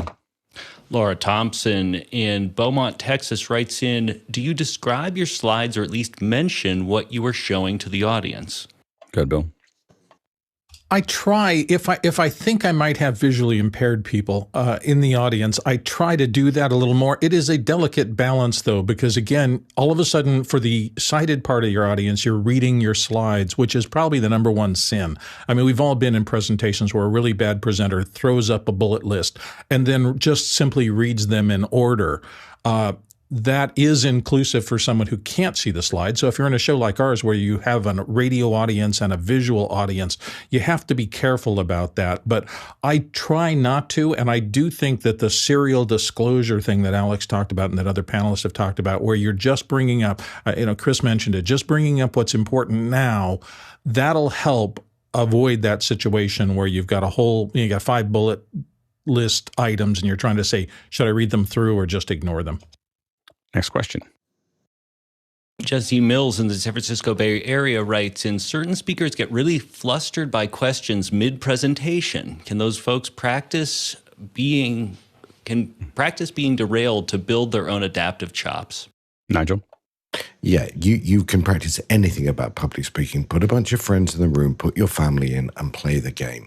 And ask them to ask the most stupid questions. And so you get it. Two quick techniques you might find useful here is remember why you're there. Remember the point you're trying to communicate and learn to get back to that point.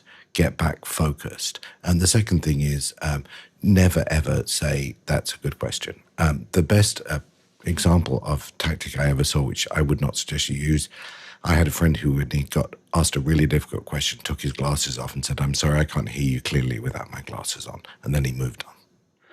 Courtney. Yeah, if you've got a prepared speech that you're giving on a specific topic, don't allow questions in the middle of it, because that can derail your speech. The questioner may ask a question that you're about to cover 4 paragraphs down in the speech, and so now you're going to have to double cover it and skip over that part of the speech, or you've only partially covered it. Save the questions for the end, or have nothing but questions and speak and ditch the prepared speech and just work off the questions and try and navigate through the questions and bend them to the area that you want to cover. But having questions in the middle just derails your speech and can make it very difficult to recover into a prepared speech if you're covering an area that you're going to cover later in the speech. And I just build my shows around the idea that I have things that I want to talk about, and I'm open up to questions almost immediately, and it's just a matter of doing it. I don't say that I've always been a success at doing that. I will say that that's just the way I operate, and I've been doing that for 30 years, and it does take a lot of practice, and you have to know your subject matter really well to be able to do that. But it is the most effective way to talk to your audience is to interact with them. As far as what they'll actually remember, as far as prepared speeches, usually what I do is if I want people to see something or I want to say something before we start having questions, I make a video and I send it to them early. Let them watch it. It makes the Q&A a lot better. Next question. Kenny Hampton in Greenville, Illinois writes in, I find Q&A at the end of presentations typically boring and only applicable to a few. I rather see a speaker end after initial presentation and applause. Q&A after? The fundamental problem with Q&A right now is open mics. That's why this is originally why McConaugheys was created, was to get rid of open mics in rooms. Like that's the DNA, the early DNA of McConaugheys was the first time we used what we called the question engine at the time, was because we wanted to stop having people use the mics. What makes the Q&A so bad is people actually talking or going around the table 40 times. And a lot of people aren't conscious. I've done it. A lot of people aren't conscious to how much time they're taking to ask the question.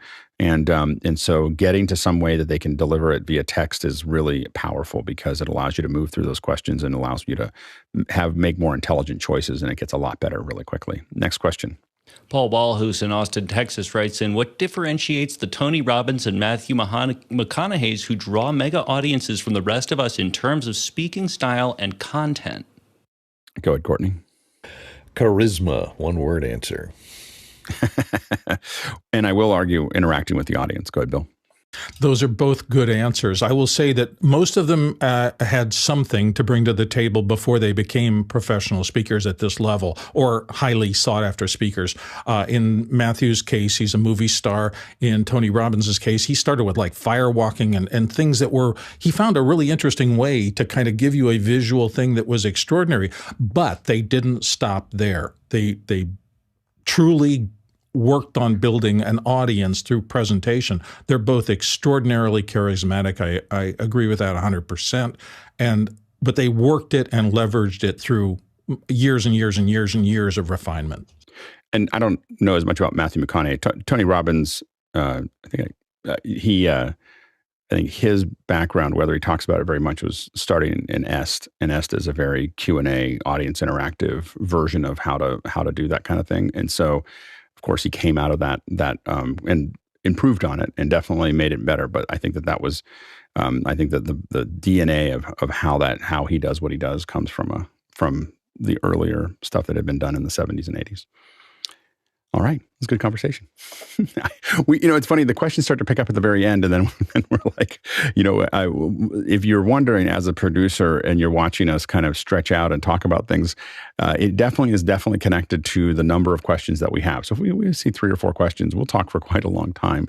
But think about those things and come up with the questions a little earlier. It's a great job. These are great questions, and it really drove the conversation. But no, as the host, I'll sit there and keep on chatting with the panel as I'm waiting for questions to kind of pick up so that we try to cover what we can cover there. So asking questions early definitely pushes us towards the questions faster. But thank you to the producers for all the great questions there. Thank you to the panelists. Can't do this without you. It's a good discussion about speaking. And thanks to the incredible team on the back end that makes all of this happen. the development of it, the execution, the planning, the management, all that's done by, I don't even know how many people are involved in the program right now, but it's probably north of 50 people that are working on any given week, to make this actually happen. So it's just really an amazing thing that we all do to make shows that we all get to experience together. So it's quite a thing. So thank you so much for your contribution. We traveled 46,000 miles today in the Tlaloc Traversal at 75,000 kilometers, and that is 369 million bananas for scale. All right, let's go ahead and jump into After Hours.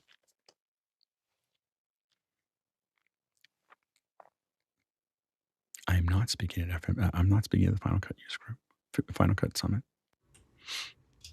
I did. Oh. I think I did during the thing, during COVID. I think that I'm so.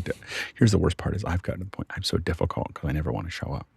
I'm always, let me do it from my house. Like, just give me a Zoom connection, and I'll come in and present, because I'm like, I've got this really nice studio that I can do all these cool things. And when I get down there, I get this little Extron box that says you can connect your one computer to it, and you're just like. It's going to be interesting to see. I'll take your travel vouchers, though, for sure. Yeah, it's going to be interesting to see what Nick does. I think he's in charge of it this time, as opposed to our old friend. Yeah. I'm not speaking there either, by the way, in case. Well, I'm definitely not going now.